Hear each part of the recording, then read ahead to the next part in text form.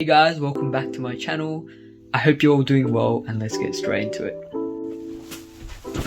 I want to start out by saying that this advice that I give worked for me personally, but it might not work for you, so please take this with a grain of salt. But if it works for you, please let me know down in the comments. And the second disclaimer that I would like to make is that if you're cracked, please don't bother watching this video. Instead, go watch my English video. You'll do us all a favor. But if you're not cracked, like the majority of us method students who actually have to put in the effort to get our results, keep watching. So if you're not cracked, there's somewhat a correlation between the amount of effort you put in and your results, such as your study score at the end of the year. So when I say effort, I don't mean the number of hours. So this is a very common confusion. So effort is not equivalent of the number of hours you're studying, because you can study really efficiently and complete a task in half an hour, whereas someone else that is not studying as efficiently as you can complete it in 2 hours. That's 4 times the amount of time. So don't really rely upon the number of hours. It's not an accurate measure of your effort. Instead, effort is entirely a self-determined thing. Like, entirely self-determined, it's more about the mindset rather than the number of quantitative hours you spent studying for methods. First thing first, I can't stress the importance enough of staying ahead of your teacher and classes in school.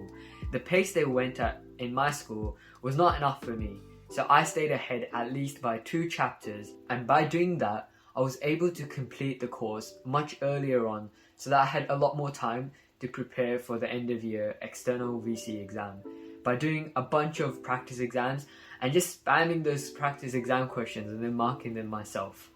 So I would definitely recommend doing your textbook questions way earlier on. Like, try complete it as quickly as possible so you don't have to do every single question. That would just take forever. Just do the questions that are relevant to what you're studying and the questions that you see benefit from doing. So if there are some easy questions that you know you're fully capable of doing, there's no need to keep doing those questions. Do the questions that challenge you and improve your mathematics skills. And the second thing I would like to mention is don't wait till you've finished the entire course to start doing practice exam questions. Ideally, you'd have a lot of time, but realistically, you don't have a lot of time. So what you want to do instead is do a bunch of practice questions as soon as you complete a topic. For example, you finished transformations, let's say. Go to the VCAR website and look on the past exam questions and do every single question related to that transformation topic. Do every single question. Once you've completed the questions, go to the examiner's reports, check the marks, and check how many marks you've got, and mark it yourself.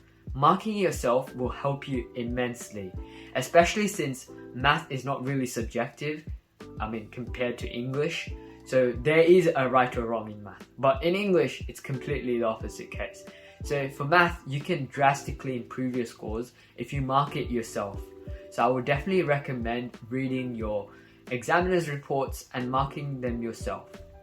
Once you've identified where you got those mistakes, collate your mistakes in this book I called an error book. So I would collate all my mistakes that I would make. So you don't have to stick the questions straight onto the book. Instead, what you can do is reference it, like question 12 from VCAR Exam 1 2015. Like, you can just reference it and then write your full mark response. And over time, just on a daily basis, maybe after dinner, after lunch, just review your book every single day. And it will unconsciously become imprinted in your memory. And I think that's a really effective strategy for studying for math, especially a low effort strategy. Something that doesn't require as much effort to consume. So you don't have to sit down and go through the questions and redo the entire questions. You can just go through the steps in your head. And that's probably enough if you do that on a consistent basis.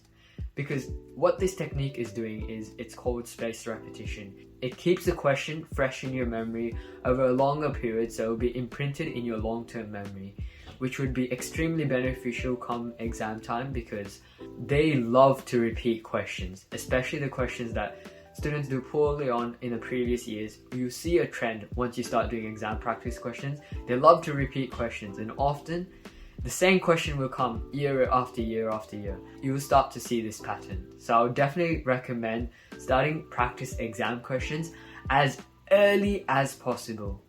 And the next thing I would say is to familiarize yourself with your CAS. Know your CAS inside out. Inside out. Know your CAS inside out. Like, this will truly make or break your study score. Because remember, exam 2 is CAS active. So you need to know when to use a CAS and when not to. Because there are times when it's more efficient to use CAS and other times when it's more efficient to just do it by hand. So I would definitely recommend familiarizing yourself with your CAS. If you don't know much about the CAS, there are a bunch of YouTube tutorials that you can look online to find it. And there's like commands you can write. You can write your own scripts. But I didn't really write my own scripts. But if you're interested in that and if you know how to code and stuff, I would recommend learning it. Because I know quite a few people who have done it and they said that it's quite useful. But I would definitely recommend familiarizing yourself with your CAS because it can really make or break your study score. Okay, so in terms of reference book, a lot of people have been asking me, did you make your own reference book? Did you purchase one? Did you make it throughout the year or did you make it right before your exam? So I definitely did not purchase my reference book. I would recommend against purchasing any form of reference book. Even if it's super extensive, I would recommend against purchasing it. Because rather than using your reference book, it is more the process of making that reference book that will help you. Because I remember in exam 2 in methods, I didn't have time to refer to my reference book, or rather I didn't even refer to my reference book at all. Even though I knew where exactly everything was because I made it myself, I didn't refer to it at all. There is no point of purchasing a reference book. Instead, use the opportunity to make a reference book to learn from and learn and really ingrain those concepts within you. Because I'll tell you, there's no worse study technique when it comes to math than taking notes. Taking notes is entirely ineffective in my opinion. What you can do instead is just spam exam practice questions, especially those application questions, which are the separated questions. Do as many of them as you can, and that's truly what's going to distinguish your study score at the end of the year. The amount of questions you do, it's an accurate predictor of your study score at the end of the year. So I'd like to end on this note. Even though unlimited practice might not make you perfect, it gets you so close to being perfect that you want to do as many practice questions as possible. So if you take one thing out of this video, do a crap ton of practice questions. Do as many practice questions as you can. There's a ton of resources online. Do thousands and thousands of practice questions. Start as soon as you finish a topic. Like, don't even wait till you finish the entire course. Do them throughout the year because they will be so helpful for your SACs. They'll be helpful for your end of year exam. So it will really help you. And don't cram math. You might think you can cram math. Unless you're cracked, don't cram math. Well, that's all I have for now. Thank you for watching. I'll see you in the next video.